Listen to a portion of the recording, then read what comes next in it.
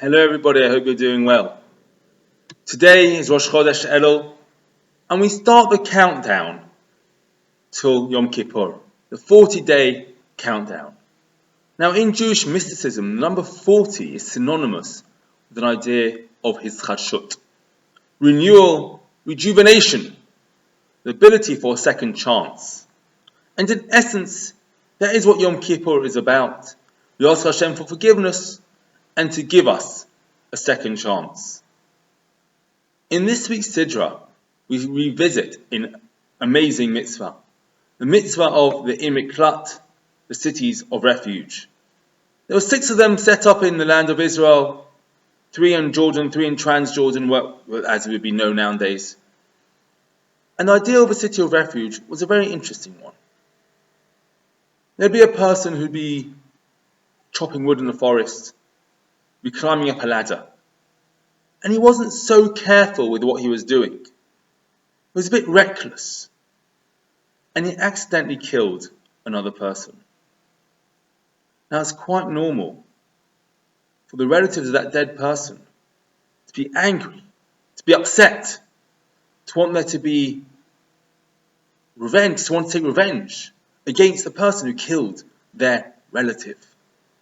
And the Torah understands that. Therefore the Torah says, no, there has to be a place where this man, reckless albeit, but still accidentally killed, can stay safe. That we can give this person a second chance. And that is where the Miklat comes in. This manslaughter almost. He will go there, he'll go to that city, he'll stay safe, and he won't be allowed to be touched by the relatives of the dead person. 2 years ago, I went to visit Her Majesty's Prison Onley in Rugby. I met some very interesting people who had committed some truly heinous crimes. But yet, after their sentencing, some of them had been there for 20 plus years. They were all partaking in a program that let them see beyond their thinking, let them see beyond their history, and let them see they have a brilliant, amazing future which they can truly build on. And these people are doing really, really well. And I wouldn't be surprised if it was a matter of time before they were released from prison and allowed to rejoin society. They were given a second chance. We see it all too often that people make mistakes. No one's perfect in life. We all make mistakes. And when we make a mistake, when I make a mistake, I want a second chance. I want people to look at me favourably and say, you know what? It was a mistake. Let's give him a second opportunity. And everybody wants that for themselves.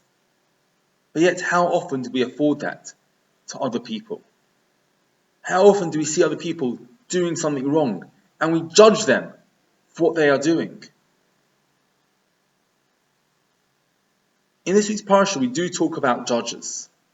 At the beginning of this week's parasha, the Torah tells us the importance of setting up a judiciary system. Police officers, judges, to make sure that the law is being kept. And that is extremely important. We can't have a society without that. Because if we did, it'd be lawless, it'd be death, there'd be murder all over the place. Of course, we have to have judges. But the judges are set up to listen to both sides of the story. There's a setup that they can actually take into account everything that's happening. Don't jump to conclusions as soon as a person walks into the room. And that is what's so important about the idea of an Miklat, the idea of Ellul and Yom Kippur.